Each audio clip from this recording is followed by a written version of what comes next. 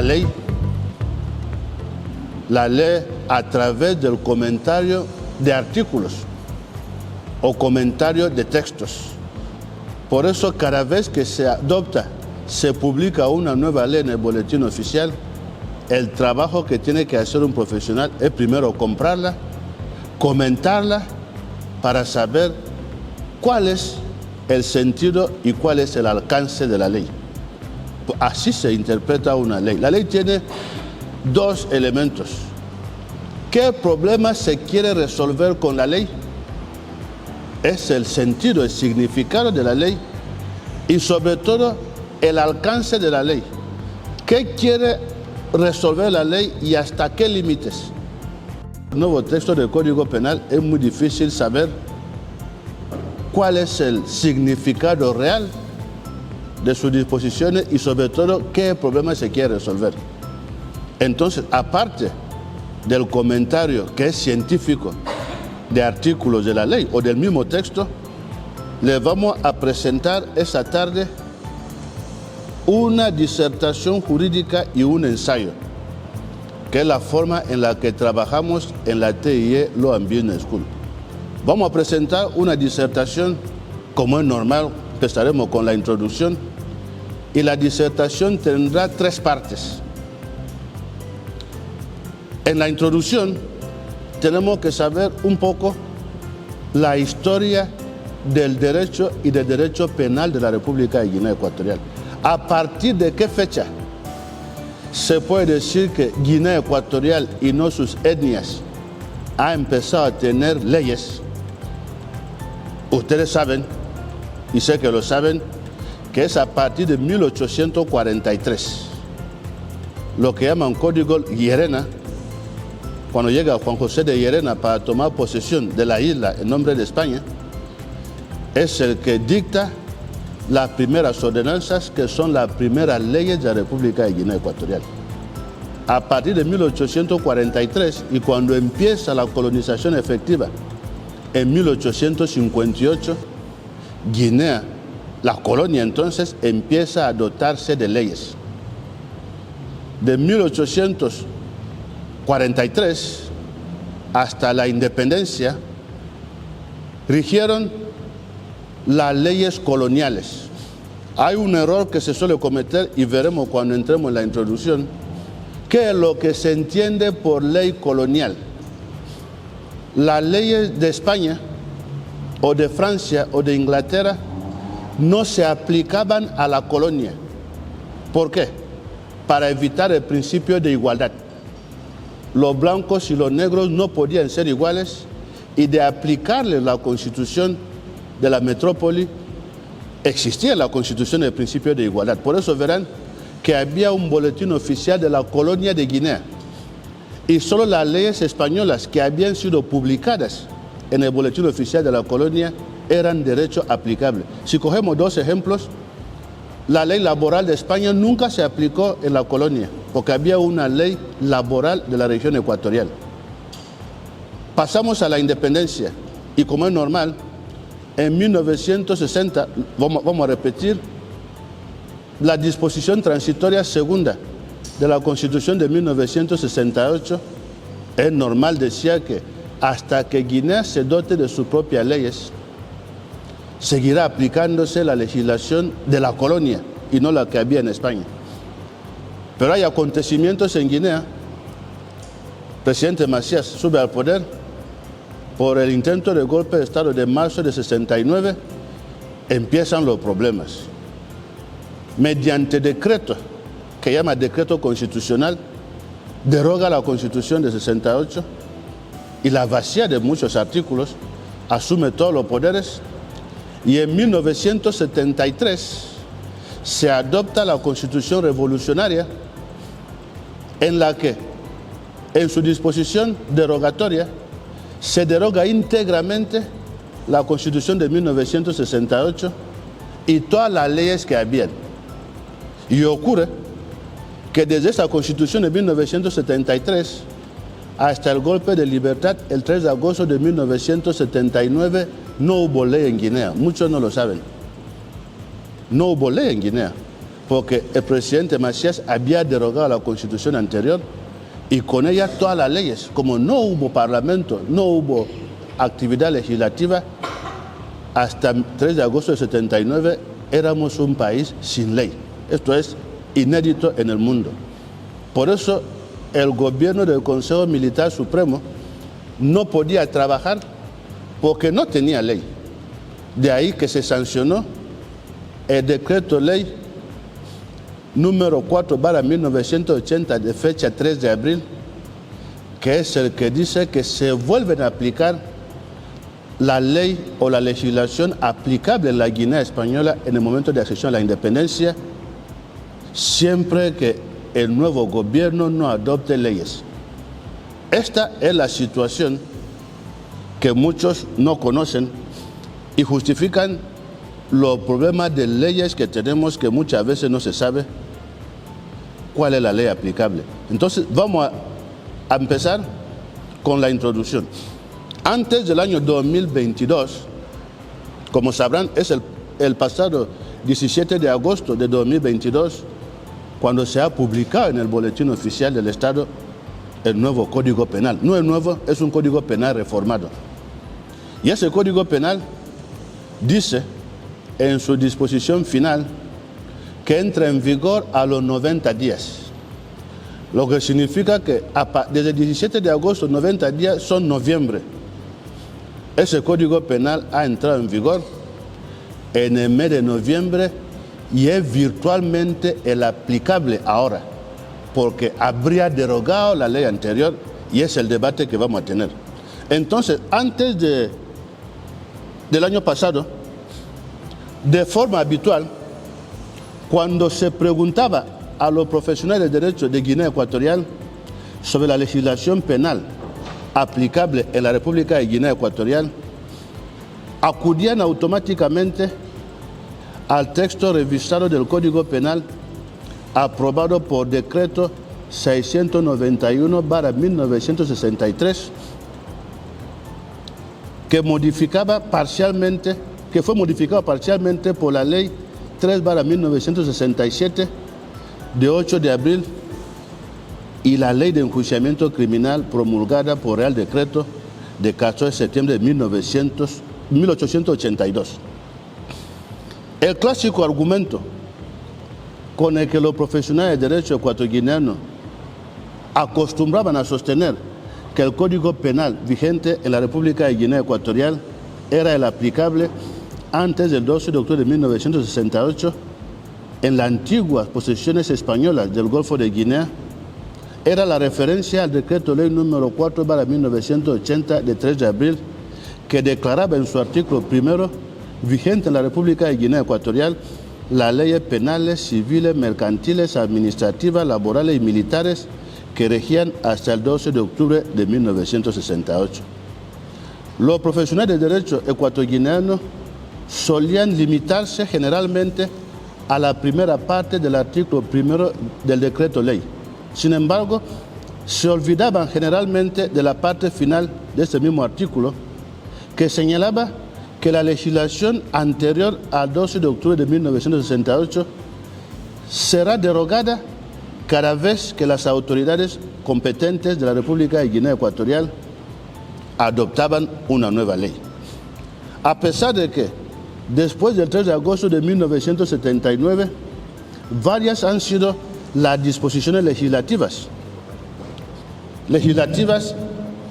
y comunitarias que han derogado el Código Penal anterior a la independencia, los profesionales seguían manteniendo que el derecho penal vigente, el Código Penal, era el anterior a 1968. Ahí empieza el problema, porque ha habido una actividad legislativa posterior al decreto ley de 1980.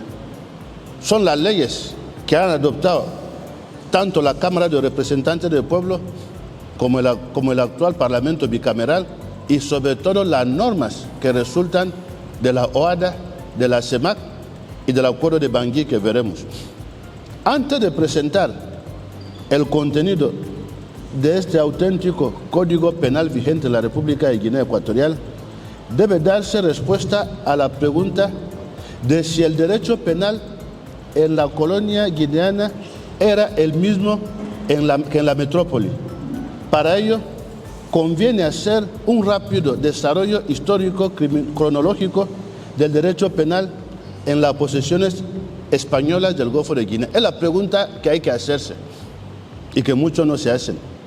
¿El Código Penal español era aplicable en la colonia? Veremos que no, solo cuando se había extendido. La primera legislación penal en las posesiones españolas del Golfo de Guinea fue adoptada en el año 1843. En efecto, con fecha 10 de abril de 1843, se aprobó un volumen de leyes y ordenanzas para el gobierno local y mantenimiento del orden colonial, el llamado Código de Lerena, primer texto codificado de la colonia. Está formado por 6 capítulos, dedicados uno de ellos a los pequeños hurtos y robos. Destaca el sistema penológico de los castigos de matiz económico y la personalidad de sus incriminaciones. Entonces, el primer texto penal o la legislación del futuro Estado de Guinea es el de 1843, el Código Lerena. En 1902 se estableció oficialmente la existencia de 2 legislaciones penales diferentes en la colonia, una aplicable a los individuos de origen europeo y a los indígenas convertidos al cristianismo, y otra para los indígenas en el sentido estricto. En efecto, el apartado 9 de la Real Orden de 23 de julio de 1902 disponía que, en materia criminal y tratándose de individuos de origen europeo o de indígenas convertidos al cristianismo, se aplique el Código Penal de 1870, ajustándose al procedimiento de la Real Orden dirigida por ese ministerio a la audiencia de Las Palmas el 19 de septiembre de 1901, de la cual se tiene conocimiento en esa colonia. Los que han estudiado el derecho orgánico en el máster saben que la organización judicial empieza en esta fecha, pero antes había 2 tribunales para la colonia española del Golfo de Guinea. Había un solo tribunal de primera instancia en Santa Isabel y la audiencia estaba en Cuba, en La Habana. Para recurrir en apelación se tenía que enviar el expediente a La Habana. Entonces, así funcionaba la justicia al inicio de la colonia, y después de La Habana se pasó a Las Palmas, y de Las Palmas a la independencia. El primer código penal aplicable a los europeos y africanos cristianizados en la colonia de Guinea Española fue el de 1870. Por su importancia, se hablará más tarde del derecho penal aplicable a los indígenas de las colonias del Golfo, españolas del Golfo de Guinea. En el año 1904 se produjo un cambio de punto de vista al contemplar el aspecto jurídico penal de las faltas y su posible corrección desde su perspectiva de determinar su regulación mediante el empleo de bandos en lugar de la remisión al Código Penal. La reforma de 15 de julio de 1925 extendió la jurisdicción de los tribunales a los menores hasta los 16 años, dejando subsistentes los mandatos del Código Penal en cuanto a los mayores de 15 años. Esta regulación provocó que mientras en unas provincias la irresponsabilidad por edad llegaba hasta los 16 años, en otras era después de los 15. Para solucionar esta contradicción, el directorio militar intentó reformar las circunstancias agravantes 17 y 18 del artículo 10 del Código Penal, imponiendo límites a los casos aplicados y procurando la prescripción de las mismas. Para el logro de estos fines, se dictó el Real Decreto de 14 de noviembre de 1925 sobre modificación del Código Penal, intentando hacer desaparecer la desigualdad producida entre la delincuencia que se daba entre los menores de 16 años.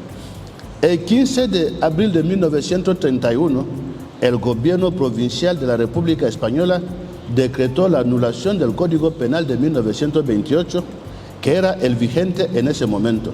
Se hizo en base a que el Código Penal debía ser sustituido por el Parlamento y no por el Poder Gubernativo, justificando que en lo que correspondía al gobierno era retocar, modificar, anular las leyes penales, ni el Código Penal desde 1878 no lo podía tocar, comprometiéndose el gobierno de la República llevar a las Cortes un proyecto de Código Penal que recogiera con prudencia nuevas instituciones sobre delitos y penas. Esto fue en 1931, ya sabéis que en 1936 empieza la guerra civil, gana Franco, por eso todas las reformas penales que hizo la República fueron anuladas.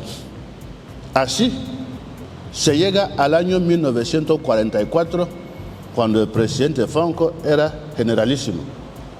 El decreto del 27 de diciembre de 1944, publicado en el Boletín Oficial del Estado el 30 de diciembre de 1944, introdujo reformas en las jurisdicciones de los tribunales de raza para resolver el problema de los conflictos interpersonales. Según el artículo 1 de dicho decreto, la aplicación de la costumbre indígena y la competencia de los tribunales de raza en materia criminal se extenderá a todos los casos en que los inculpados sean indígenas, aunque el perjudicado no lo era. Entonces, ya empezó la legislación sobre indígenas y emancipados en 1938 con el Estatuto de la Justicia Europea y 39 tribunales de raza, eran los tribunales tradicionales. Pero ocurrió que la ley no decía nada cuando había un conflicto entre un indígena y un europeo, un español. Esto es lo que llaman conflictos interpersonales, era puro derecho internacional privado. Si al español se le aplicaba la legislación española de su país y al indígena se le aplicaba el derecho colonial, en caso de conflicto entre esas dos legislaciones, ¿cuál prevalecía? Este era el problema del Real Decreto de 1944. El artículo 2 de este mismo decreto estableció que cuando además del indígena no emancipado fuese inculpado otro emancipado o individuo de raza blanca, conocerá la jurisdicción europea, pero el juez o tribunal de esa jurisdicción dictará sentencia solamente respecto a los emancipados, sean o no indígenas, limitándose respecto de los indígenas no emancipados a calificar su responsabilidad y deducir testimonio de los hechos en que hayan participado, lo que remitirán al tribunal de raza competente para que sean sancionados en estos últimos responsables conforme a sus costumbres. El decreto de 8 de junio de 1945, y a propuesta de las autoridades de la colonia, ordenó que el Código Penal, que estaba vigente en esa fecha en los territorios españoles del Golfo de Guinea, para europeos e indígenas plenamente emancipados, debía entenderse sustituido por el Código Penal vigente en la metrópoli, texto refundido por ley de 23 de diciembre de 1944. La Ley 16/1959 de 30 de junio sobre organización y régimen jurídico de las provincias de Fernando Po y Río Muni pretendió lograr una regulación unitaria en las provincias españolas del Golfo de Guinea, recogiendo las normas ordinarias, la legislación extraordinaria y las leyes especiales de aquellos territorios, pero respetando las normas consuetudinarias, logrando así un ordenamiento general para las provincias españolas guineanas y sometidas a las leyes de la metrópoli. En 59, por presión de la ONU, se dice que se dé independencia a Guinea. La primera maniobra de España es decir que son provincias, pero veremos que la ley misma y después el Estatuto de la Autonomía decía que no éramos provincias. Cuando se lee el texto, no éramos provincias porque seguíamos sometidos a una legislación diferente a la del resto de España.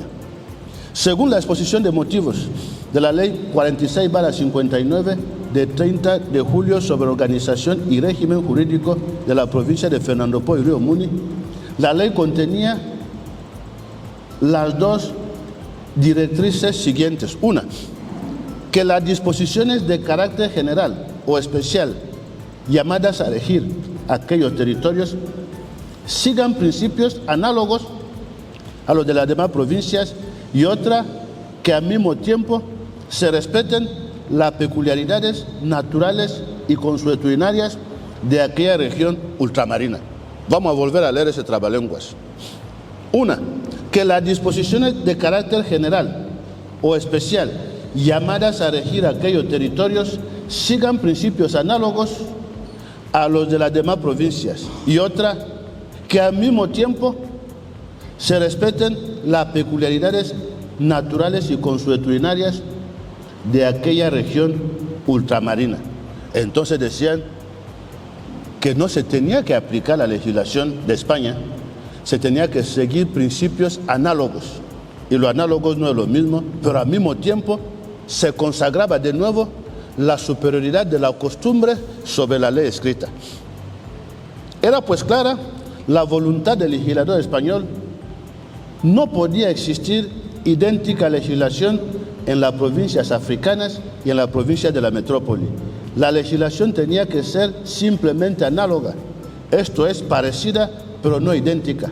Por otra parte, se mantenía el derecho consuetudinario y el derecho penal consuetudinario aplicable a los indígenas en los territorios españoles del Golfo de Guinea. El articulado de la Ley 46/59 de 30 de julio sobre organización y régimen jurídico de las provincias de Fernando Poo y Río Muni establecía por su parte que el régimen jurídico público y privado de dichas provincias se acomodará a las directrices establecidas por las leyes fundamentales y la aplicación ordinaria. ¿Por qué?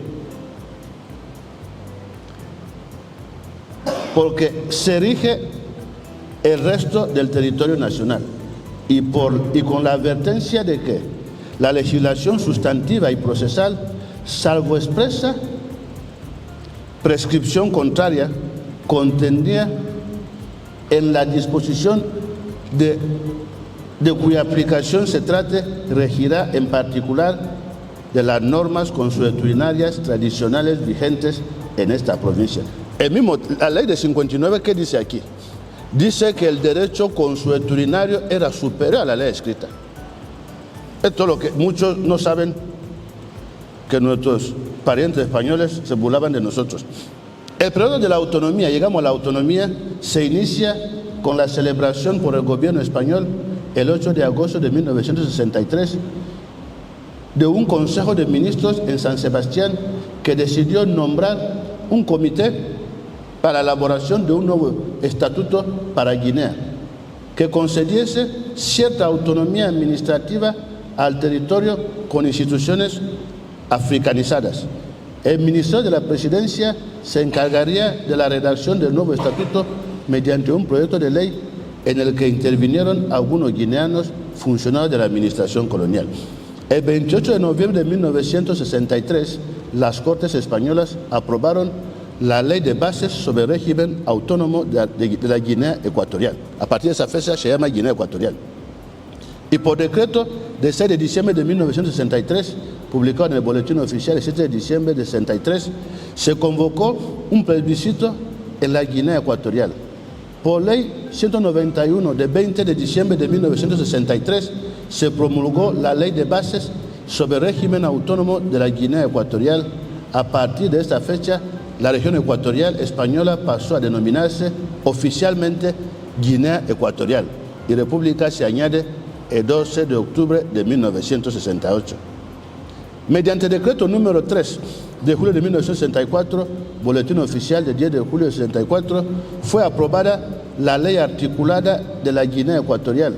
Su artículo 3 establecía que las prácticas consuetudinarias relacionadas con el estado civil de las personas serán respetadas a todos los efectos, mientras que la natural evolución de las citadas prácticas no aconseje otra cosa. La disposición transitoria primera del decreto número 3 de julio de 1964, por el que se aprobó la ley articulada de la Guinea Ecuatorial, establecía: 1. El Tribunal Superior de Justicia de la Guinea Ecuatorial se establecerá en la forma prevista, atendiendo en el tiempo y la forma a las reales necesidades de los territorios. 2. La Presidencia del Gobierno, previo informe de la Autoridad Judicial Superior de los mismos y de acuerdo con el Ministerio de Justicia, adoptará las medidas necesarias para su organización. 2. Hasta tanto se lleve a efecto la organización antes indicada, la Administración de Justicia seguirá a cargo de los tribunales y juzgados competentes, que actuarán con arreglo a las disposiciones en vigor.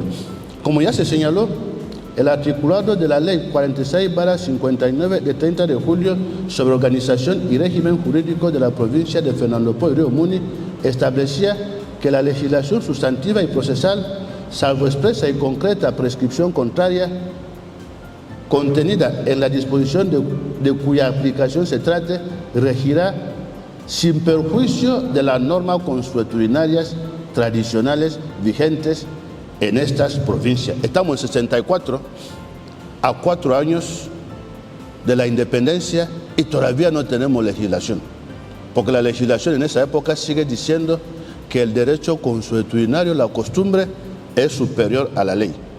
De lo anterior resulta que el derecho penal aplicable en el territorio de la Guinea Ecuatorial hasta el 12 de octubre de 1968 tenía 2 fuentes: el Código Penal aplicable en la metrópoli y el derecho penal consuetudinario de la época colonial.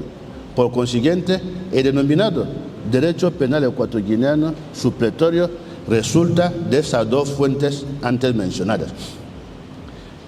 Si es fácil conocer el Código Penal aplicable a los europeos y asimilados en la colonia española del Golfo de Guinea, no puede decirse lo mismo del derecho penal consuetudinario aplicable a dicha colonia hasta el 12 de octubre de 1968. No olviden que siempre ha habido y hay todavía.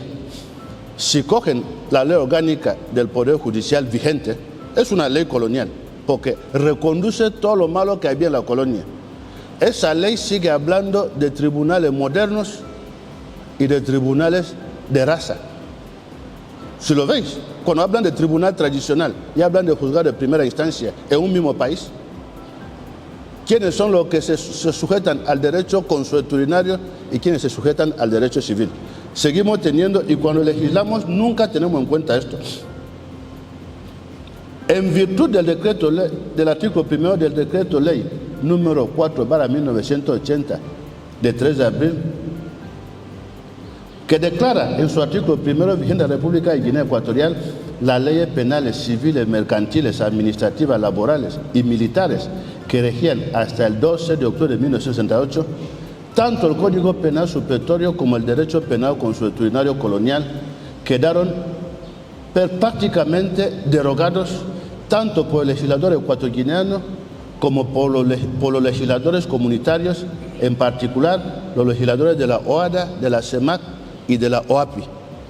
Antes de hacer el código se tenía que realizar un estudio. Nosotros hicimos el borrador del Código de la Familia y esto es lo que se hace en cualquier país. Cuando tengan tiempo, lean la exposición de motivos del Código Penal Español de 1995 y verán cómo se hace.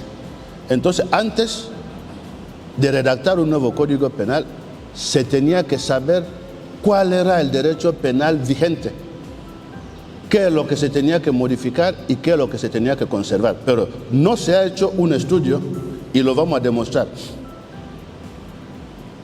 Después del decreto ley de 3 de abril de 1980, la República de Guinea Ecuatorial cuenta con un código penal propio que reforma el Código Penal heredado de la colonización. Esto no se ha tenido en cuenta. ¿Por qué decimos que después de 1980 se ha derogado el código? Se ha derogado. Vamos a ver.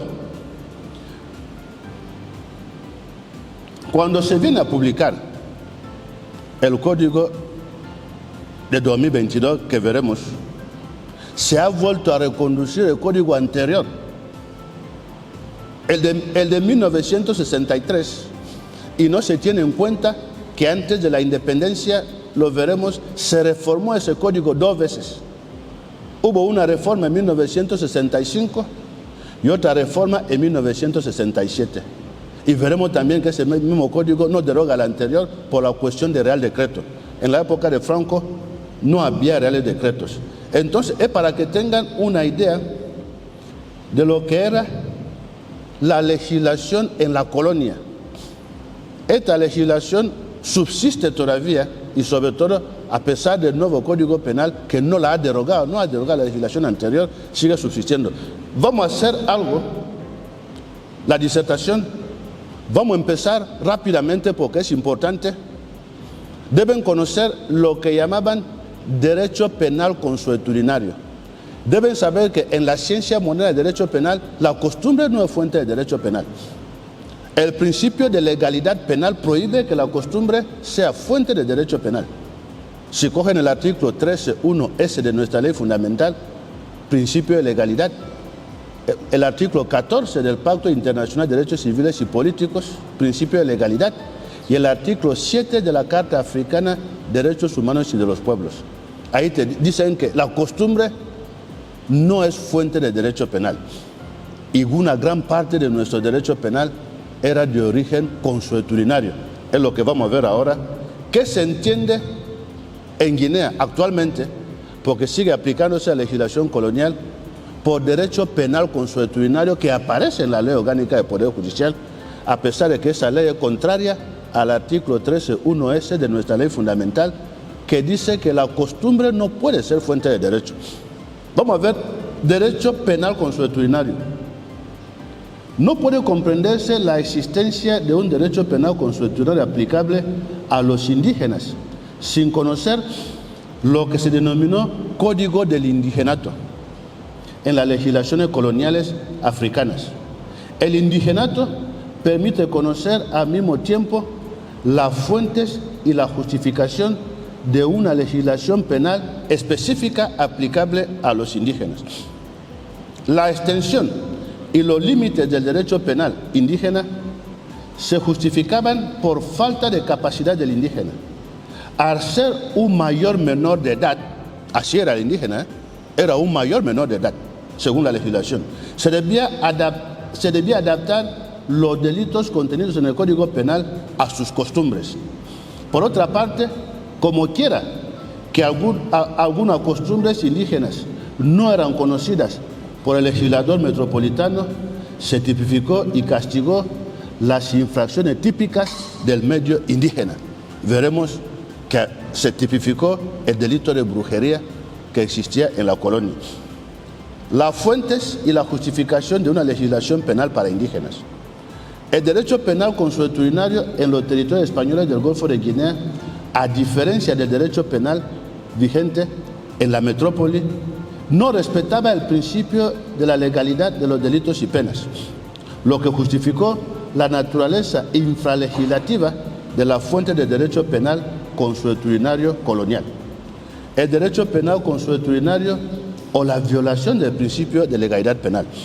El legislador colonial español no compartió con los demás legisladores coloniales las mismas técnicas legislativas en materia de codificación del derecho penal aplicable a los indígenas de sus colonias. En efecto, mientras que los colonizadores belga, francés, británico y portugués conservaron el principio de la legalidad de los delitos y de las penas para la regulación del derecho penal para indígenas, el legislador colonial español admitió como principales fuentes del derecho penal para indígenas la costumbre y la jurisprudencia. En la colonia española del Golfo de Guinea, la principal fuente de derecho penal aplicable a indígenas, lo veremos, eran la costumbre y la jurisprudencia. Es necesario estudiar pues, el derecho penal consuetudinario comparado de Bélgica, Francia, Gran Bretaña y Portugal para conocer las fuentes de inspiración del derecho penal consuetudinario español colonial. Vamos a ir directamente al derecho español que nos interesa, porque ya saben que como los demás respetaban el principio de legalidad, pues la fuente del derecho penal en las colonias francesas, portuguesas, inglesas, italianas, era la ley. Solo España había dicho que para el territorio de Guinea la fuente tenía que ser o la costumbre o la jurisprudencia. La naturaleza, por eso, era infralegislativa la fuente del derecho penal para indígenas en la colonia española. También podía tener una justificación. Como los blancos eran superiores a los negros, por eso ellos tenían como fuente de derecho penal la ley, y como los negros, al ser inferiores a los blancos, pues tenían la costumbre y la jurisprudencia como fuente de derechos. La naturaleza infralegislativa de la fuente de derecho penal consuetudinario colonial. Dos eran las principales fuentes de derecho penal consuetudinario en los territorios españoles del Golfo de Guinea: las normas infralegislativas y la jurisprudencia del Tribunal Superior Indígena. Vamos a empezar con las normas infralegislativas. Como quiera que no puede haber reglas sin excepción, la legislación penal aplicable a los indígenas en los territorios españoles del Golfo de Guinea era una excepción.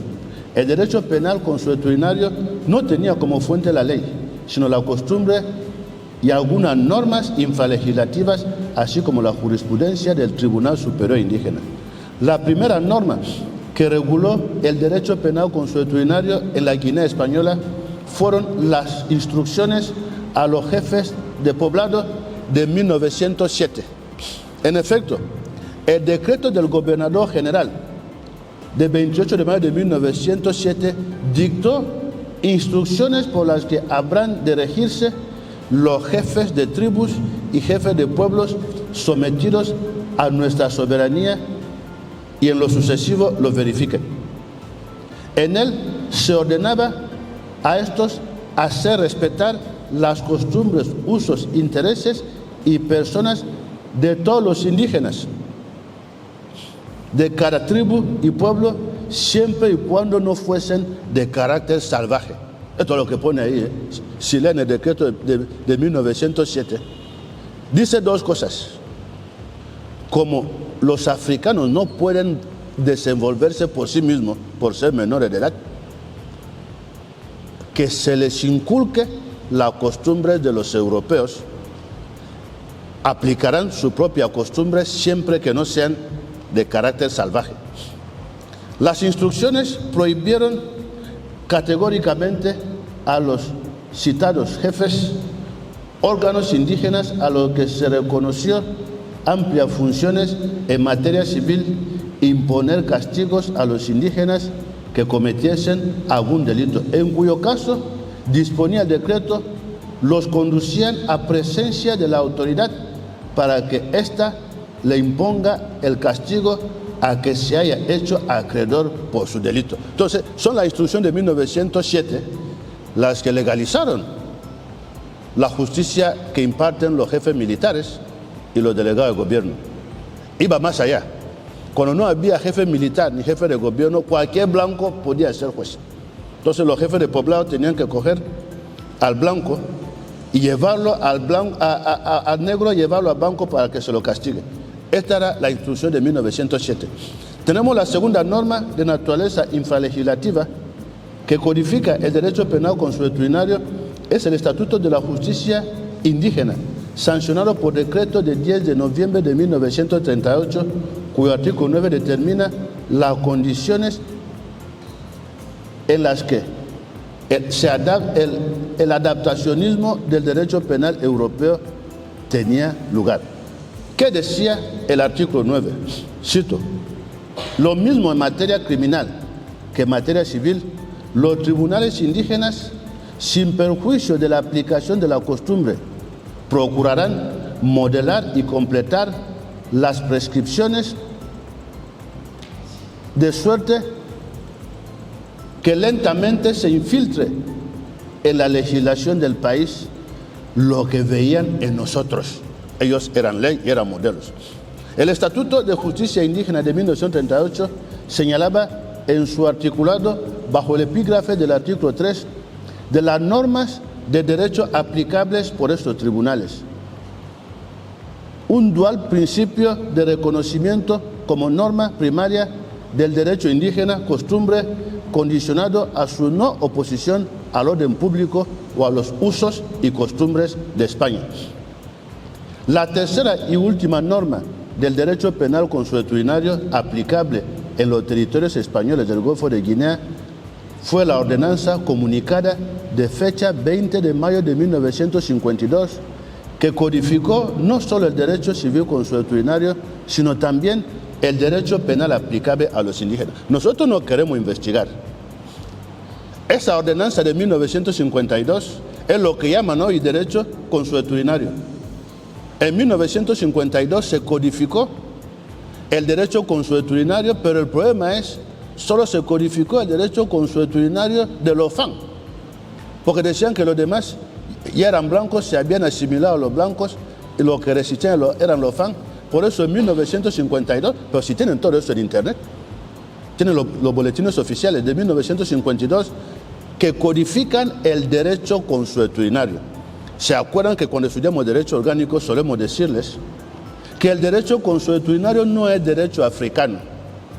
Por eso yo no llamo derecho consuetudinario, digo siempre derecho tradicional africano, porque el derecho consuetudinario son aquellas costumbres que el europeo seleccionó porque se asemejaban a lo que ellos querían y lo bautizaron como derecho consuetudinario.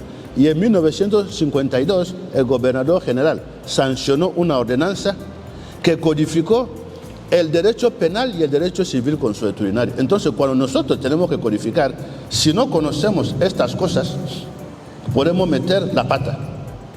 Entonces, estas son las normas infralegislativas, porque en la colonia no hemos heredado del principio de legalidad.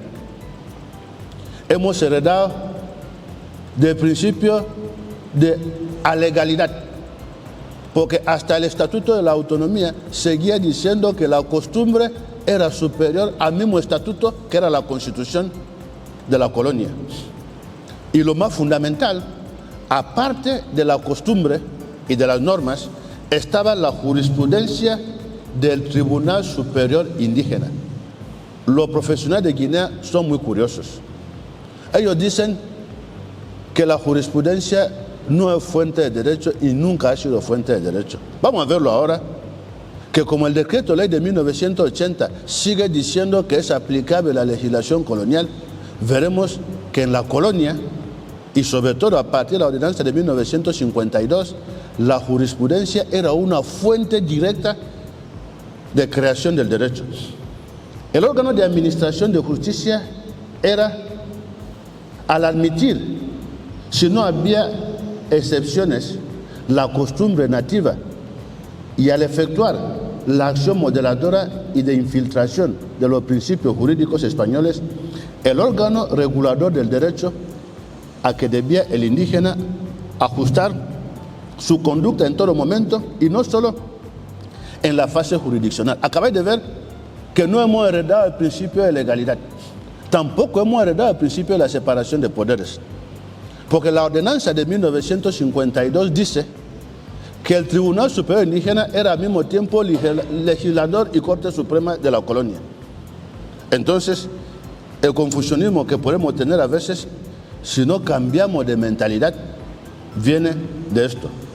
La jurisprudencia era, pues, en materia penal y en cuanto hacía referencia a los indígenas, propia y verdadera fuente externa de derecho cuyo destinatario trascendía de los jueces y tribunales para dirigirse a todo nativo no emancipado, es decir, a todo justiciable, empleando el término del estatuto, aunque no haya sido justiciado. La jurisdicción tenía, pues, valor normativo. ¿Ves? La jurisprudencia era ley, porque lo decía ya la misma ley. Vamos, lo que es interesante aquí es saber, la jurisprudencia es la que legisló en materia de infracciones indígenas, lo que vamos a ver ahora rápidamente para acabar con esa parte y cuáles eran las infracciones típicamente indígenas. Vamos a ver la brujería, veremos la antropofagia. Actualmente, lo veremos después, el Código Penal de Gabón lo recoge. Se acaba de comer a alguien en mi distrito de Nzor. Entonces, porque existe gente que come carne humana y existen brujos. No hay ningún país donde no haya brujería. En virtud pues, de la función creadora del derecho que tenía la jurisprudencia del Tribunal Superior Indígena, fue codificado el derecho penal consuetudinario aplicable a los indígenas de los territorios españoles del Golfo de Guinea, con la previsión de infracciones típicas del medio indígena. Algunas sentencias del Tribunal Superior Indígena permiten conocer el valor de fuente de creación del derecho de la jurisprudencia en los territorios españoles del Golfo de Guinea.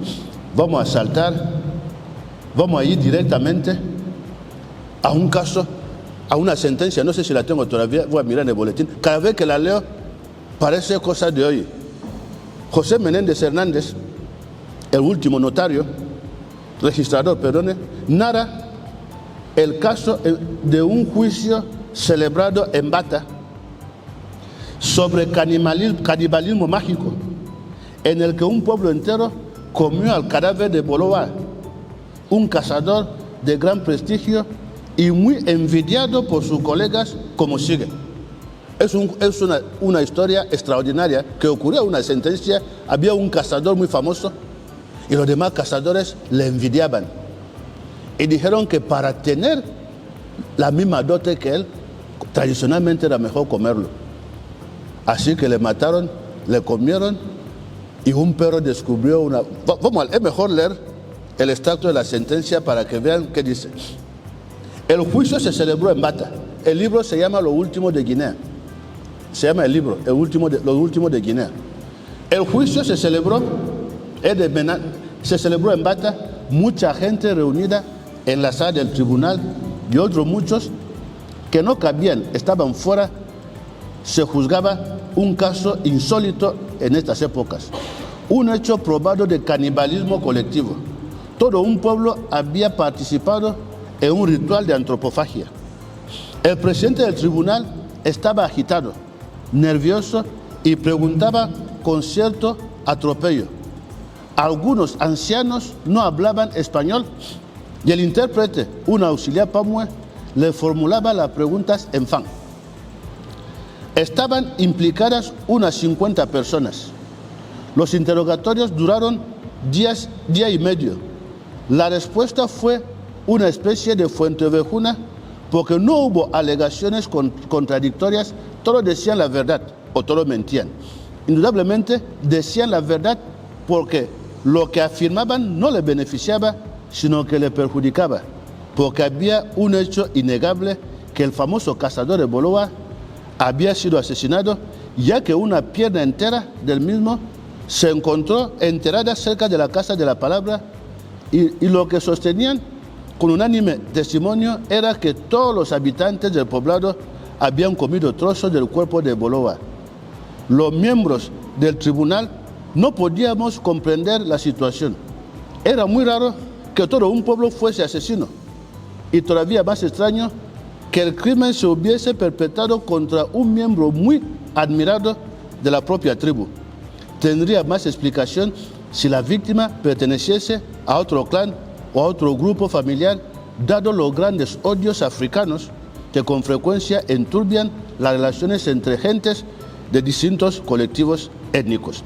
Según José Menéndez Hernández, esa determinación de un banquete colectivo total, ese enterramiento de la pierna, fue el cabo suelto que dio al traste con la impunidad de los criminales. Dio pábulo para que el sabueso de la Guardia Territorial, escarbando la tierra, propiciase descubrimiento y posterior castigo a los criminales. Del cuerpo se había extraído el corazón.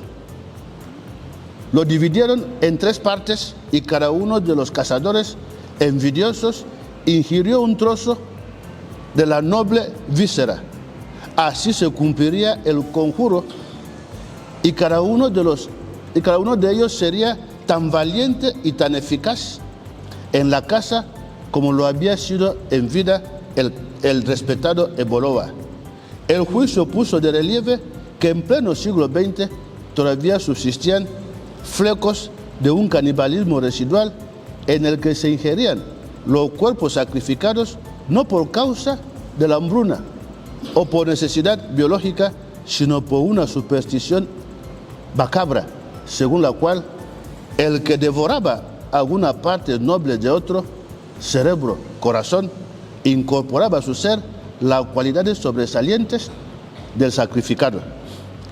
Peligrosa supervivencia de un animismo ancestral que podía acarrear, como en el caso de Autos, dramáticas consecuencias para el elegido por sus dotes sobresalientes y también para sus ejecutores, incluso en responsabilidad criminal. Es una sentencia, como tengo la colección de 1843 hasta la independencia, a veces menciono los sábados para leer estas sentencias, cuando estaba en el Poder Judicial. Aquí os habla de un caso que ocurrió en la colonia B, acaba de ocurrir un caso igual, para que vean que la ley, cuando se codifica a partir de la realidad. No tenemos la misma realidad que España, la misma realidad que Francia, tenemos la misma realidad que Gabón y Camerún. Entonces es más fácil que nos inspiremos de lo que ocurre en casa del vecino. Vamos a ver ahora, después de ver lo que le ocurrió al cazador Ebolova, al que mataron sus hermanos, porque le admiraban, y la mejor forma para que sean como él era comerlo. Si van a internet, cojan el caso del estudiante japonés de Francia, que estaba en Francia. Hay un caso parecido. El japonés tenía para él la novia más guapa del mundo y estaba cansado que los compañeros de universidad la miren. Entonces, para que el otro no le saque la novia por ser muy guapa, decidió comerla, así se quedaba con ella toda la vida. Entonces la mató, la cocinó y la comió para quedarse con ella toda la vida, para que vean que hay gente anormal en todas partes. O saben, creo que lo comentamos en el máster, el caso de Alemania. El señor que pasa un anuncio en un periódico y dice que quiere comer a alguien. Se llama El Caníbal de Rotenburg. Esto lo pueden encontrar. Además, lo hemos hecho en algunos másteres, el ejercicio. Entonces, él lo publica en internet. Quiere a alguien que acepte que él lo coma. Entonces, la gente lee el anuncio y 94 responden al anuncio que están interesados, porque muchos decían que les interesaba saber qué siente uno cuando le comen. Pero finalmente, 4 acuden a la entrevista para saber qué condiciones se exigía para matar a alguien y comerlo. Al final, uno acepta firmar el contrato con él. Firman, discuten las condiciones, cómo le van a matar, comen por última vez, le mata, le trocea, coloca la carne en la nevera. Ahí es una película también que pueden contar, una historia real, y empieza a cocinar la carne con aceite y ajo. Mientras tanto, cuando la policía empieza, la policía descubre que él es el que ha matado y le juzgan. Y es cuando los europeos descubren que ya no hay leyes sobre canibalismo ni antropofagia. Y ahora están volviendo a legislar la materia, pero a él se le juzga por asesinato. Porque él intentó hacer valer que era un contrato, que solemos hacer. Yo tenía contrato con él, pero el contrato debe tener un objeto lícito. Ninguna ley admite que exista un contrato de matar a gente y comerla. Vamos a ver ahora las infracciones típicas del medio indígena, para que vean que estos europeos a veces piensan mucho más de lo necesario. El principio nullum crimen sine lege, basado en la costumbre y en la jurisprudencia. Entonces, un principio de legalidad contrario al derecho internacional de los derechos humanos. Si partimos del Código Penal anterior para modificarlo, no vamos a respetar los derechos humanos. Porque todo lo que estamos contando aquí, ¿por qué hemos ido a la independencia? Porque nosotros queríamos ser humanos y que se respeten nuestros derechos. Por eso, los derechos humanos no tenían cabida en la colonia. ¿Por qué? Porque no éramos iguales los blancos y los negros. Y los españoles lo han mantenido hasta el 12 de octubre de 1968. Y al recuperar toda esa legislación, es normal que nuestra legislación no tenga en cuenta los derechos humanos, y como muchos están educados con esa legislación, también es normal que muchos estén enfadados con los derechos humanos. Los delitos indígenas eran principalmente tres. Estaba la antropofagia y el homicidio antropofágico. Y estaba también el mejor de los delitos, el delito de las artes mágicas, que así se llamaba el delito de brujería. Esto es muy bonito. La antropofagia resultaba, como señalaba Moreno y Montero, de la supuesta concepción del nativo que la ingestión de carne humana suministraba a quien la comía las cualidades sobresalientes del muerto, valor, juventud o destreza, o que ello había de reportar la suerte para toda la familia o hacer de él el hombre más temible y por tanto obedecido de la tribu. Esto es lo que era la antropofagia. La ilicitud consuetudinaria de la antropofagia en los territorios españoles del Golfo de Guinea resultaba evidente en los mitos y leyendas que sistemáticamente la atribuían como el más execrable de los vicios a brujos y medicineros, y como signo indubitado de personalidad perversa. El antropófago, en la forma antiguamente más extendida, no constituía desde el punto de vista criminológico una individualidad. Se integraba casi siempre en una asociación cuya característica más saliente era sin duda el impenetrable secreto que rodeaba a las actividades de la asociación. Entonces era el principal delito, y la ventaja que se tenía, que al no existir ley en sentido estricto, la jurisprudencia del Tribunal Superior empezó a codificar el delito de antropofagia a través de sus sanciones. El otro delito era el crimen de artes mágicas. Así aparece en la legislación colonial. El crimen de artes mágicas, contenido en el derecho romano, quedaba constituido por dos elementos fácticos. Uno, realización de maquinaciones mágicas y finalísticas. Otro, que éstas fuesen precisamente causadas ad finem mali, para un mal fin, porque si no era así, no había infracción penal. Esto era el delito de brujería. Y si cogen, ya lo dijimos, el artículo 7 del decreto de 10 de noviembre de 1938 sobre justicia indígena, daba al Tribunal Superior Indígena la facultad de crear ley y de crear derecho aplicable. Por eso el delito fue configurado por el Tribunal Superior Indígena, y desde ahí, cuando los jueces comarcales juzgaban los delitos de brujería, Venancio lo sabe, hay un señor, creo que Ramón, no sé si vive todavía. Los jueces comarcales me enseñaron mucho, muchas de las cosas que yo sé ahora, porque me acuerdo cuando hicimos la primera gira y en el Vinayón me hablan de libertad de viuda,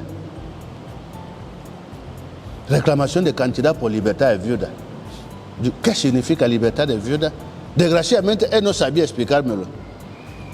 Yo empecé a investigar y compré un libro que tengo abajo, que es el libro de Juan de Miguel Zaragoza, un juez que escribió el libro sobre el derecho consuetudinario Pamue. Y ahí dentro, cuando encontré la libertad de viuda de la que me hablaban los jueces comarcales.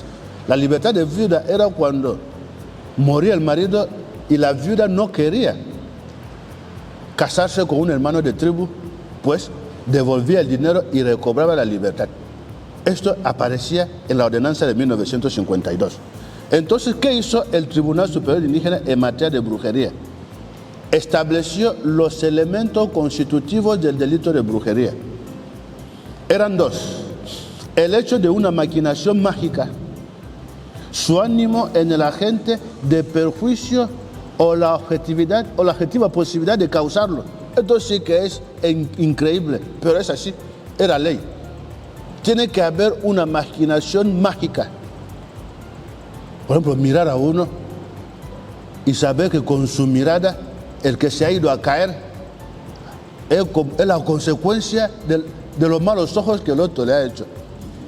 Esto existía. Si leen la legislación colonial, van a encontrar que los españoles, para luchar contra la brujería y los medicineros, entonces esto es lo que hicieron. Esta era, señores, la legislación anterior al 12 de octubre de 1968. Había, por una parte, la legislación que se aplicaba a los europeos y a los emancipados, y por otra parte, la legislación que se aplicaba a los indígenas. Para los europeos y emancipados se les aplicó el Código Penal de Europa. Para los negros, africanos y no emancipados se le aplicó el derecho penal consuetudinario. Y cuando nosotros estamos ahora hablando de ley, legislando, seguimos yendo a la legislación colonial sin saber que ese derecho penal, tanto el colonial europeo como el colonial indígena, es contrario a nuestra ley fundamental. Es contrario a la Carta Africana de Derechos Humanos y de los Pueblos, y es contrario al Pacto Internacional de los Derechos Civiles y Políticos, para decir que es contrario al derecho internacional de los derechos humanos, y eso no se puede tolerar. Ahora, ya conocemos la legislación anterior. Vamos a ir rápidamente. ¿Qué ocurre a partir de 1980? La base del derecho de Guinea es el decreto ley de 1980. El que dice ser profesional y especialista de derecho de Guinea debe saber que el antes y el después de Guinea Ecuatorial después del 12 de octubre en materia de derecho es el decreto ley de 1980. Esta legislación es la que heredamos nosotros el 12 de octubre de 1968. Y veis por qué Guinea no era provincia. ¿Por qué? Porque decían que tienen ustedes su propia legislación. Guinea era la única provincia que se regía con una legislación especial. Todas las demás provincias tenían el mismo código civil, el mismo código penal, la misma ley contencioso administrativa, pero en Guinea, tanto la ley de 1959 que crea las provincias, como el Estatuto de Autonomía de 1964 decía que es la costumbre la que es superior a la ley escrita. ¿Dónde han visto esto? Entonces, cuando llegamos a la independencia, la disposición transitoria de la Constitución de 1968 es normal, reconduce la legislación anterior. Y vemos que la segunda Constitución, la del presidente Macías, de 73, deroga la legislación anterior y deroga todas las leyes que existían en el país. Aparte de unos cuantos decretos, no hubo ley. No hubo ley en Guinea desde 1973 hasta el mes de abril de 1980. Y mucha gente no lo sabe. Hemos tenido un problema serio desde 1973 hasta abril de 1980. Guinea no tenía ley. ¿Qué país del mundo puede estar sin ley durante tanto tiempo? ¿Qué es lo que ha ocurrido en este espacio donde no había ley? Por eso, cuando el Consejo Militar Supremo llega, tienen dificultad. ¿Nosotros qué vamos a hacer ahora para empezar a trabajar? Si el régimen anterior se ha ido con toda la ley porque la derogó y no hubo nuevas leyes. Por eso se sanciona el decreto ley número 4/1980 de fecha 3 de abril, que es el que dice que hasta tanto que Guinea no se dote de sus propias leyes, se seguirán aplicando la legislación anterior a la colonia, la que ya conocéis. Pero a partir de 1980, las cosas empiezan a cambiar. El Parlamento, la Cámara de Representantes del Pueblo, empieza a hacer su trabajo. Y a partir de 1984-85, Guinea pasa a formar parte de la ODEAC. Y se empiezan a ratificar muchos tratados internacionales. Y una vez que se incorporan al ordenamiento jurídico de Guinea, pasan a formar parte del derecho de Guinea Ecuatorial. Por eso no puede ser verdad que digan que desde 1982 hasta ahora no ha habido ni una reforma penal. Eso no es verdad, y esto es lo que vamos a ver ahora rápidamente. Vamos a empezar con las leyes nacionales. Vamos a empezar con el Código Penal anterior. ¿Qué leyes rápidamente habían modificado ya el Código Penal anterior? Antes del nuevo Código Penal, ¿cuántas disposiciones del Código Penal anterior se habían modificado? Eso lo cogen los artículos 1 a 119 del Código Penal anterior. Estos artículos son los que hablan de la teoría del delito y de la pena.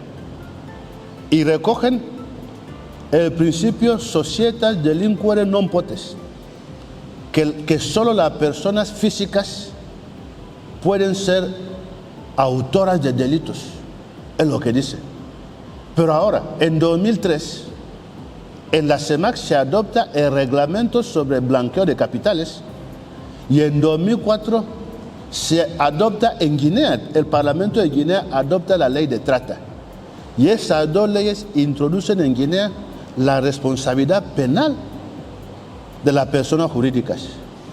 Pero al ser leyes especiales, cuando se codifica el Código Penal, hay que introducir en la parte general que ya no solo existe un sujeto activo del delito persona física, sino que la persona jurídica también ya delinque, porque tenemos ya una legislación especial que lo contempla.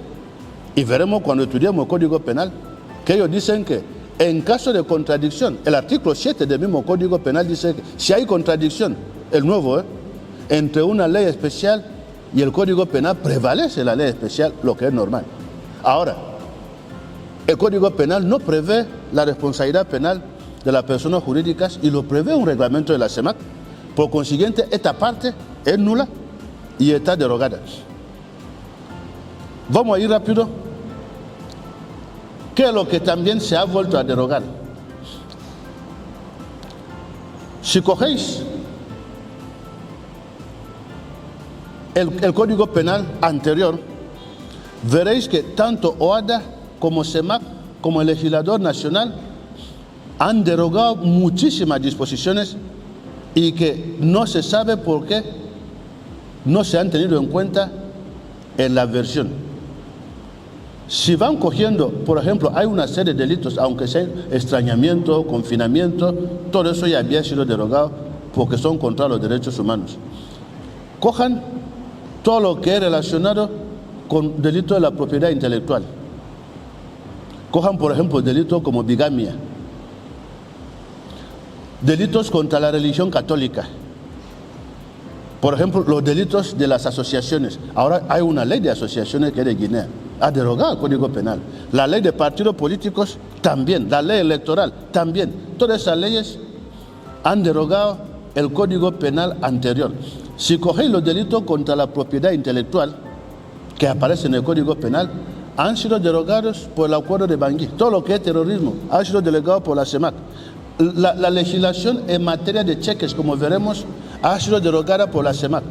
Entonces, lo que se tenía que hacer es un estudio para saber cuál es el estado actual del derecho penal de Guinea, pero no se ha hecho así. No se ha tenido en cuenta que, por ejemplo, todo lo que es insolvencia, procedimiento, derecho concursal, también ha quedado derogado. Todos los delitos sobre insolvencia punibles ahora lo regula la OHADA. Los delitos societarios que no existían están en la OHADA. Por consiguiente, el Código Penal anterior tenía muy pocos artículos. Ya no existía el Código Penal anterior, había sido ya reformado tanto por la OHADA, por la CEMAC y por el Acuerdo de Bangui y por la legislación nacional. Vamos a ver ahora, y ustedes lo saben, qué textos nacionales habían derogado antes de 2022 el texto anterior del Código Penal. Comencemos simplemente en 1982. ¿Qué ocurre en 1982? En 1982 se sanciona un decreto ley que modifica la penalidad de robo. Es de 1982, para que vean que ya se había derogado. Y ese Código Penal, al ser derogado en 82, el legislador hace algo muy bonito. Introduce el franco cefa en nuestra legislación penal, porque ya no son pesetas, y adapta la legislación a la realidad. Se dice que los 250 pesetas, saben que el principio de nominalismo monetario prohíbe multiplicar. Si en el Código Penal que aplicamos dicen que la sanción es de 25.000 pesetas, si se le condena a uno a 5.000 millones, es ilegal. Esta sentencia es ilegal porque 25.000 pesetas son iguales a 25 francos. Por eso, cuando se modifica la penalidad de delito de robo en 1982, el decreto ley se dice que 300.000 bicueles, y los 300.000 bicueles son lo que equivalen a 300.000 francos cefa. Pero seguimos viendo en las sentencias que nadie hace mención del decreto ley de 1982 y siguen yendo directamente al Código Penal en un artículo ya derogado.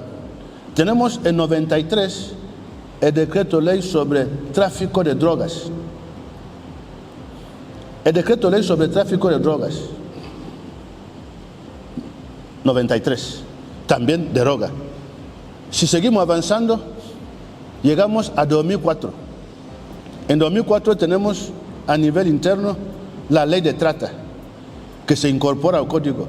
Si vamos a 2006, en 2006 tenemos la ley de prevención y sanción de delitos de tortura, que también se añade al código. En 2018 es cuando se ratifica la Convención de las Naciones Unidas de lucha contra la corrupción. A pesar de haberla ratificado, veremos que no tenemos todavía delito de corrupción a nivel interno. Entonces, esto es para que vean que el Código Penal ya había sido reformado muchas veces. Y lo que se tenía que hacer es un texto refundido, como saben hacer los españoles, es refundir toda la reforma del Código Penal, los nuevos delitos. Por ejemplo, si cogen la ley de las personas que viven con el VIH-Sida, esa ley contiene delitos, sobre todo delitos de lesión, que modifican y se incorporan al Código Penal. Coger la ley de asociaciones, la nueva ley sobre reproducción sexual asistida, también tiene delitos. Entonces, lo que hace la comisión que elabora un código es, primero, recopilar toda esa información y hace en el estudio el inventario para saber qué tenemos y cómo lo tenemos que refundir para tener la ley penal de Guinea Ecuatorial. Esto es lo que existía antes de 2022.